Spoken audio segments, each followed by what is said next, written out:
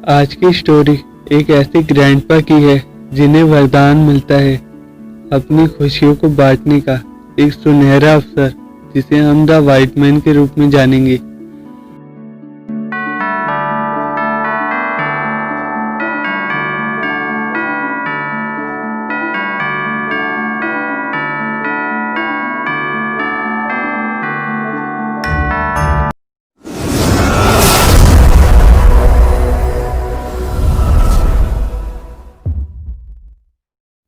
सर्दियों के उन दिनों में जब इतनी ठंड में शरीर इतना कपकपाए हुए अपने मफलर को पूरी तरह लिपेट रखा था, फिर भी ठंड लगती जा रही थी और हाथ इतने ठंडे हो चुके थे उस ओल्ड मैन की, जो इतनी ठंड में रोड पर चलता जा रहा था और एक हाथ में थैला था जिसमें कुछ बंद और खाने का सामान रखा था।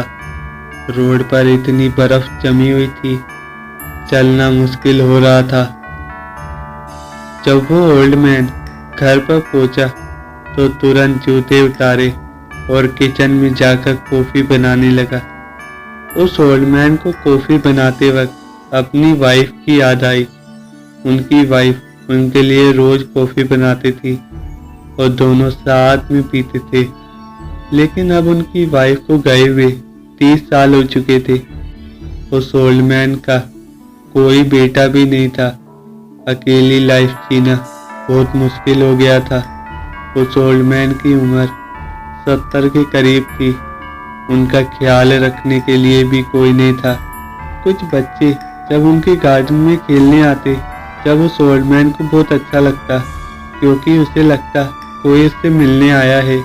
वो ओल्ड मैन अपने घर में अकेला रहता था, उससे कोई मिलने भी नहीं आता। कुछ बच्चों को अपने गार्डन में देखते हुए वो ओल्ड मैन मन ही मन मुस्कुराता था। उसके चेहरे पर कई झुर्रियां आ चुकी थी। उस ओल्ड मैन ने अपना सारा जीवन दुख में बिताया था। बचपन में उनकी मॉम की कैंसर की वजह से डेथ हो गई थी और जब वो 5 साल के हुए तो उनके डैड गुजर गए। उनका पालन पोषण उनकी मौसी ने किया। जैसे जैसे सैंट बड़े होते गए, उनकी जिम्मेदारियां भी बढ़ना शुरू हो गई। फिर एक वक्त आया जब उनकी क्रिस मार्जन नाम की लड़की से शादी हो गई। क्रिस मार्जन सैंट का बहुत ख्याल रखती थी, लेकिन 2 साल बाद क्रिस मार्जन की एक्सीडेंट में डेथ हो गई। इतना सब होने के बाद सैंट बहुत अकेले हो गए। जब से सैंट अब तक अपनी लाइफ अकेले बिता रहे हैं। मुश्किलें हर किसी की लाइफ में आती है, लेकिन कभी कभी उन बीते पलों से एक गहरा सदमा रह जाता है। सैंट के साथ भी यही हो रहा था। पुरानी यादें उन्हें बार बार परेशान कर रही थी। वो कई बार अपने सदमे से निकलने के लिए कई बार घूमने के लिए निकल जाते। एक दिन वो ऐसे ही घूम रहे थे, जभी उन्हें एक गरीब इंसान दिखा जिसकी 3 बेटियां थी और उन तीनों की शादियां कराने के लिए उसके पास पैसे नहीं थे। उस ओल्ड मैन ने सोचा, ये इतने गरीब इंसान है और दहेज के लिए पैसे कहाँ से देंगे। दहेज नहीं होगा तो शादी नहीं होगी। वो गरीब आदमी बहुत परेशान रहने लगा। सैंट बार बार उन्हें यूं परेशान देखकर अपने घर आया और उसके बारे में सोचने लगा। सैंट के पिताजी बहुत अमीर थे। उन्होंने अपनी सारी दौलत अपने बेटे सैंट के नाम उनके बचपन में ही कर दी थी। सैंट के पास पैसे बहुत थे, लेकिन फिर भी वो एक वुड हाउस में रहना ज्यादा पसंद करते थे।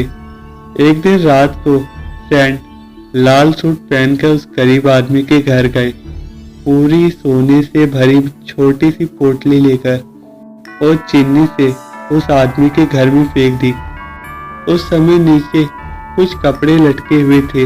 वो पोटली किसी एक कपड़े में अटक गई। जब सुबह हुई तो वो पोटली उस गरीब की सबसे बड़ी बेटी के हाथ में लगी। उसने देखा इसमें तो गोल्ड है। जब उसने अपने डैड को वो पोटली दिखाई तो वो गरीब आदमी बहुत खुश हुआ, क्योंकि इससे उसकी एक बेटी की शादी हो जाएगी। उस समय डोरी सिस्टम बहुत ज़्यादा चलता था। डोरी मीन्स दहेज, और सैंड को पता था कि डोरी नहीं होगी तो उन तीनों लड़कियों की शादी नहीं होगी। लेकिन वो गरीब आदमी फिर से परेशान हो गया, क्योंकि इस डोरी से उसकी एक बेटी की शादी हो जाएगी लेकिन उसकी दोनों बेटी की शादी नहीं हो पाएगी।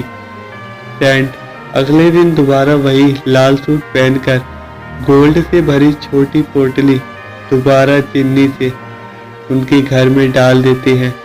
जब सुबह वो गरीब आदमी देखता है तो उसे दोबारा वैसी ही एक और पोटली दिखाई दी जिसमें गोल्ड था। ये देखकर वह गरीब इंसान काफी खुश हो गया, लेकिन एक चीज जो उस गरीब इंसान को बार बार सताई जा रही थी कि ये पोटली उसके घर में आ कहां से रही है, कौन है जो उसकी इतनी मदद कर रहा है। एक दिन उस गरीब आदमी ने सोचा, आज मैं पूरी रात जाग कर देखूंगा कि कौन है वो जो ये पोटली रख के जा रहा है। वो गरीब आदमी चुपके से लेटे हुए देखता रहा। जब सेंट निकोलस एक और पोटली रखने आए, जब भी उस गरीब आदमी ने उसे देख लिया और कहा कि आप कौन हो। जब इस सेंट ने कहा, मैं बस आपकी मदद करना चाहता हूँ, बट मैं आपकी मदद कर रहा हूँ, ये बात किसी को बताना मत। जब ही सेंट वहां पोटली रखकर निकल गए, लेकिन ये बात ज्यादा समय तक छुपी नहीं रह सकी। धीरे धीरे ये बात हर जगह फैल गई कि सेंट निकोलस ने उस गरीब आदमी की तीनों बेटियों की शादी करवाने में मदद की। सेंट भी अब कई छोटे बच्चों को रात के समय गिफ्ट बांटने लगे, लेकिन उनका ज्यादा दूर तक जाना पॉसिबल नहीं था। कुछ समय बाद एशिया में एक जहाज तेज आंधी की वजह से डूबने वाला था। जब भी वहां किसी ने कहा कि हमें सेंट निकोलस की मदद लेनी चाहिए। जब भी सेंट निकोलस वहां पहुंचे और समुद्र को आदेश दिया कि वो शांत हो जाए, और इजीली वो शांत हो गए। आंधी आनी भी कुछ समय बाद बंद हो गई। इससे कुछ लोगों ने चमत्कार माना तो कुछ लोगों ने सेंट निकोलस को ये दृश्य देखकर अचंभित हो गए। फिर सेंट निकोलस काफी प्रचलित हुए, लेकिन उनका हर जगह जाना पॉसिबल नहीं था। वो काफी बुजुर्ग थे, वो एक नॉर्मली इंसान थे। जब किसी बच्चे को गिफ्ट मिलता तब वो यही कहता कि ये गिफ्ट उन्हें सेंट निकोलस ने दिया है, यानी सेंटा क्लॉज ने। इसके बाद सेंट निकोलस कई छोटे बच्चों को गिफ्ट देने लाल सूट पहनकर और अपने साथ गिफ्ट की पोटली लेकर जाने लगे।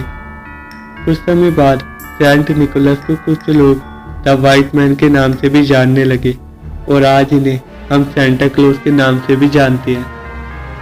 दोस्तों, इस वीडियो में दिखाए गए कंटेंट स्क्रिप्टेड है, लेकिन सेंट निकोलस एक रियल में सेंटा क्लॉज थे, ये बात 100% सच है, और उनकी घटनाओं को इस स्टोरी के माध्यम से दिखाया गया है। आई होप आपको स्टोरी पसंद आई होगी।